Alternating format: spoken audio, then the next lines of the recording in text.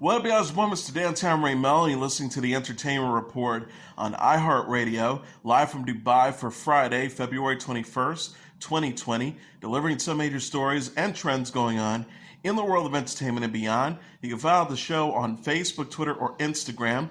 Facebook.com/The Entertainment Report with Ray Melo. That's RAYMELO. On Twitter at The Enter Report, or on Instagram at The Entertainment Report. You can listen to the show anytime you want on iHeartRadio. Just go to iHeart.com or your iHeart phone app, search for The Entertainment Report, and it'll take you to the page.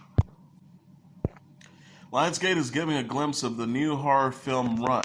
The studio released a first trailer for the movie Thursday featuring Sarah Paulson and Kira Allen as Diane and Chloe, a mother and daughter.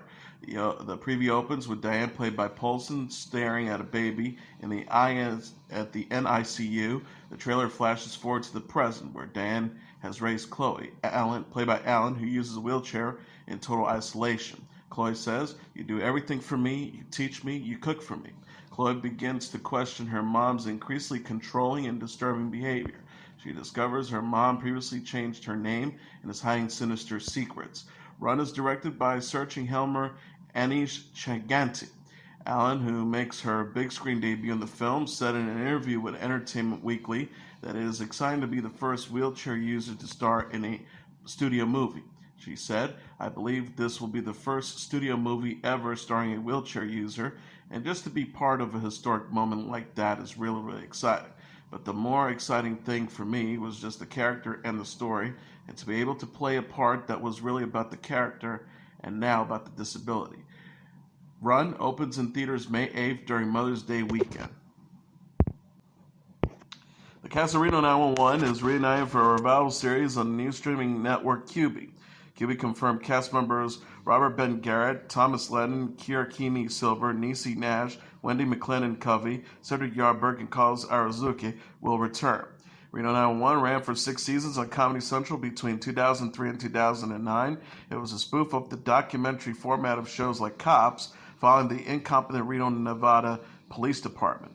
During the series, the cast made the film Reno 911 Miami in 2007.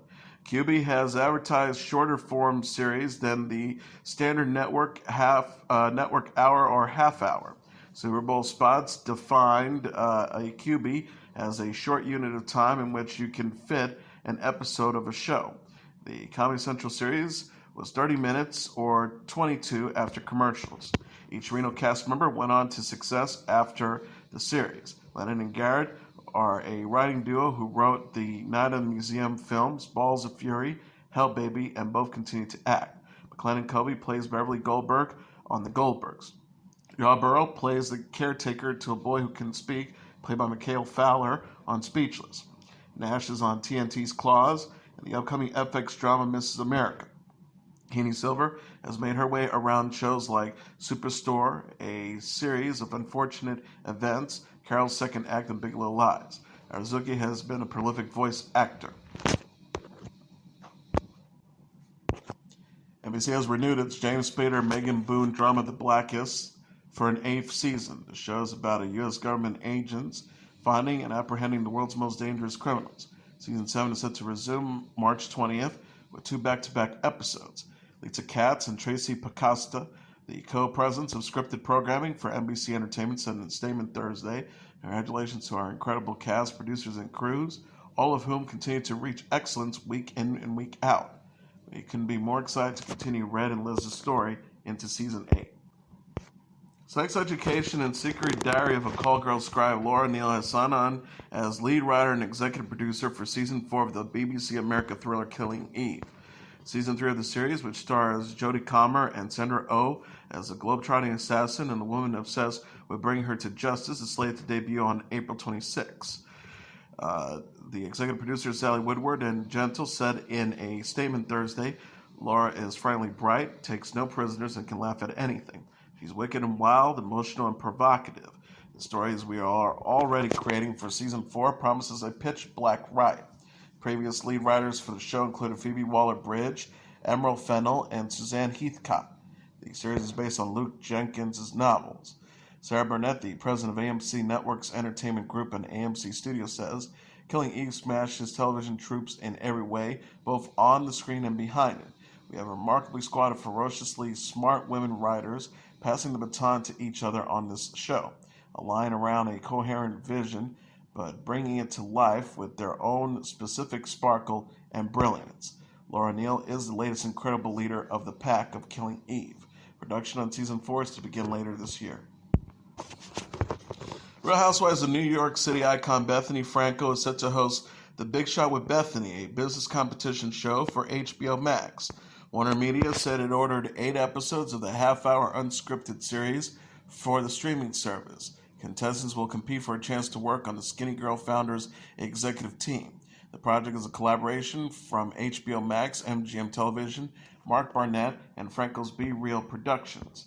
Frankel said in a statement, "Aside from motherhood, what truly defines me as a person is being a driven, passionate, and hardworking woman determined to make the impossible possible. My mantra is to come from a place of yes and to find and create a solution.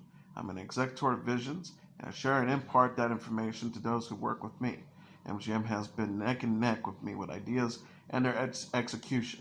I couldn't be more thrilled to continue my outstanding relationship with Mark Barnett on this series and pay this American dream story forward." Amazon series Hunters, premiering Friday, marks Al Pacino's first role in an ongoing television series. As opposed to the limited series Angels in America or his standalone HBO movies, Hunters is 10 episodes and can continue multiple seasons. Pacino plays Meyer Offerman, the leader of a covert squad is hunting Nazis living in New York in the 1970s. The Oscar-winning actor compared the cast and creators to a theater company. Pacino said during a Television Critics Association panel, "We like the atmosphere that we are in. Everyone was creating this kind of ease in which we went into things and talked about the scenes themselves." Filming 10 episodes, Pacino lamented that no time was allotted for rehearsals like in the play. He says his co-stars found ways to rehearse with him anyways. Pacino says, "We kind of did it when we could. We would find time on the weekend or something to get together. We would get there and we would talk about a little bit." The collaboration extended to film days, Pacino said. Pacino said the set had that kind of malleable feeling to it. If somebody had an issue or a problem with something or just didn't understand something or just wanted to go over it, we would all do it together. One adjustment episodic television requires was adapting to a new director every week. A play doesn't normally turn over the director. However, Pacino recalls a play in which his co-stars turn over rapidly, so adjusting to new directors was easy. Pacino says as the play got more and more terrible notices, the less the actors were showing up, so they had to replace each other. If someone was playing Lord something, the other night he'd be playing a slave or some sort, so it was confusing, but that wasn't happening. Previous experiences playing different characters fed into Pacino's latest creation, he says. The 79-year-old suggested playing various roles on stage as he did makes one a better actor later. Pacino said, "I was in a repertoire. The plays that I thought I would excel in, I didn't. And the plays that I didn't want to do were the ones I excelled in.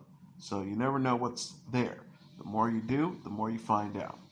Where Hunters differs from theaters and film work, Pacino appreciates what the unorthodox styles of Hunters can add to the drama.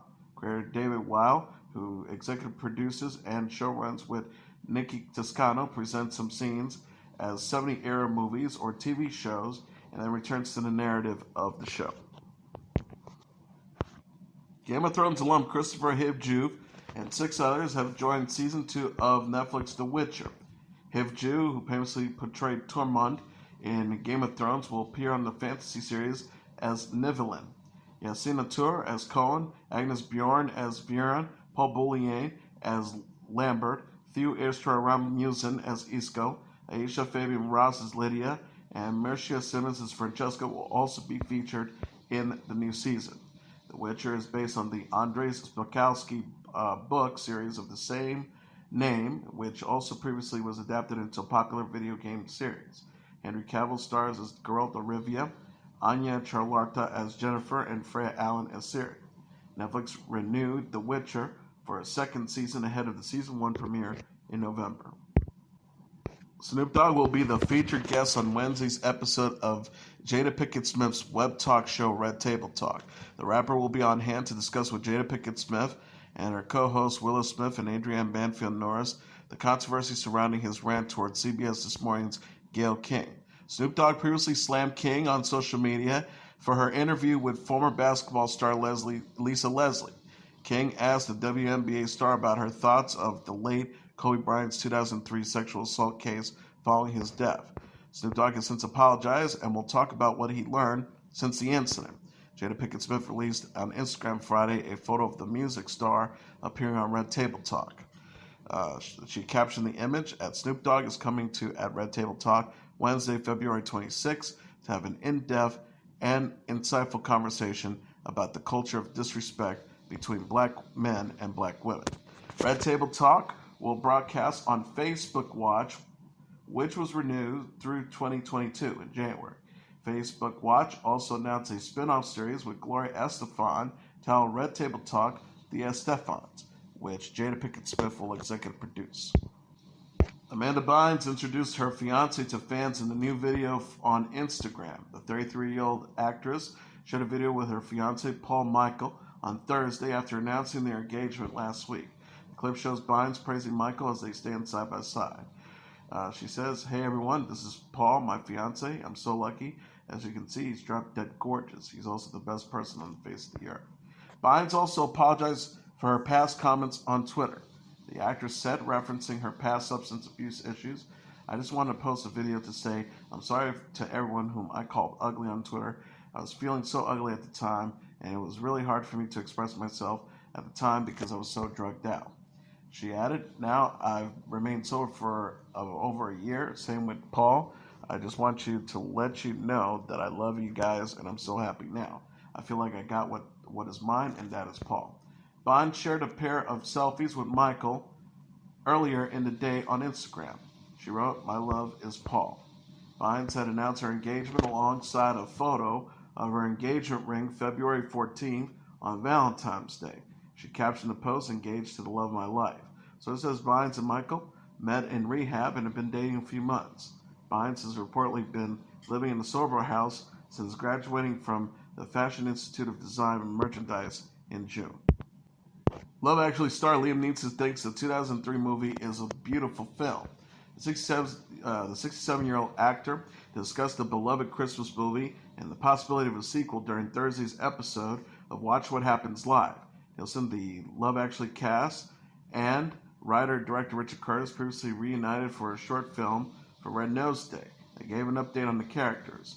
When asked about a possible sequel on Watch What Happens Live, Neeson deferred the question to Curtis. He says, "I think that's the one you have to ask Richard Curtis, the writer and director." Neeson said she doesn't watch Love Actually if he happens to see it on TV, but had nothing but praise for the film.